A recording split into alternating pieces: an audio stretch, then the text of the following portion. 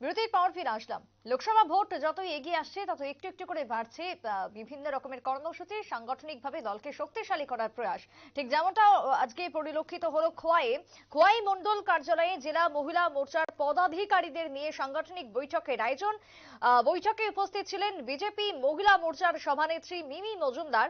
আজ দুপুরে খোয়াইতে বৈঠকটির আয়োজন করা হয়। সভানেত্রী প্রথমেই খোয়াই সফরে যান এবং খোয়াই মণ্ডল কার্যালয়ে মহিলা মোর্চার জেলা নেতৃত্ব থেকে শুরু করে পঞ্চায়েত সমিতির ভাইস চেয়ারম্যান তাপসকান্তি দাস এবং সকলেই তাকে ফুলের তোড়া দিয়ে অভ্যর্থনা জানান, অভিনন্দন জানান এবং তারপরেই বিশেষ বৈঠকটি শুরু হয়। বৈঠকে উপস্থিত ছিলেন মহিলা নেত্রীরা। আগামী দিনে মহিলা মোর্চাকে কিভাবে শক্তিশালী করতে হয়, ভোটের আগে কিভাবে মহিলাদেরকে আরো অ্যাক্টিভ করতে হয়, তাদের যা যা কাজ রয়েছে সেই কার্যক্রম সম্পর্কে বিস্তারিত আলোচনা করলেন আজ বিজেপির মহিলা মোর্চার সভানেত্রী মিমি মজুমদার। খোয়াইতে লোকসভা ভোটের আগে সংগঠনকে শক্তিশালী করার যে উদ্যোগ তাতে কেন্দ্র করে মিমি মজুমদার মহিলা মোর্চার সভানেত্রীর কি বক্তব্য উঠে এসেছে শুনুন। সবাইকে আমার শুভ সকাল এবং গৈরিক অভিনন্দন রইল এখানে মহিলা মোর্চার যারা উপস্থিত আছেন। এবং আজকে খুব তৎক্ষণাৎ এই প্রোগ্রামের মধ্যে মানে আমি সভানেত্রী হওয়ার দায়িত্ব পাওয়ার পরে আজকে প্রথমবারের মতো আমি খোয়াই জেলাতে প্রবাসে এসেছি এবং সেখানে বিভিন্ন কর্মসূচি নিয়ে আমরা বৈঠক করব। ডিস্ট্রিক্ট কমিটির থেকে শুরু করে মন্ডল কমিটির থেকে শুরু করে বিভিন্ন ব্যাপারে আমাদের পর্যালোচনা হবে। সবার সাথে আমি পরিচিত হব, অবগত হব এখানে সাংগঠনিক কাজকর্ম কিভাবে চলছে বা যথেষ্ট আমি জানি মানে সাংগঠনিক দিক দিয়ে আমরা যথেষ্ট সক্রিয় এবং বিশাল একটা ভালো জায়গাতে আছি খোয়াই জেলার মধ্যে।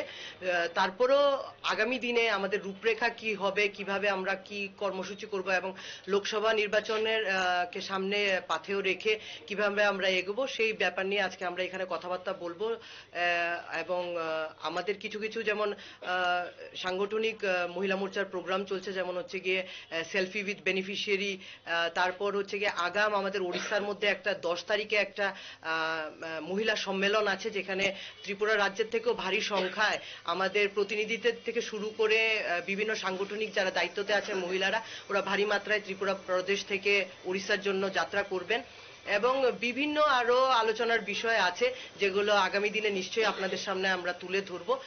আমাদের মাননীয় রাজ্য সভাপতি রাজীব ভট্টাচার্য মহোদয়ের নেতৃত্বে এবং ডক্টর মানিক শাহ মুখ্যমন্ত্রীর নেতৃত্বে যে রূপরেখা ওরা সেট করে দেবে সেইভাবে আমাদের মহিলা মোর্চা এগোবে।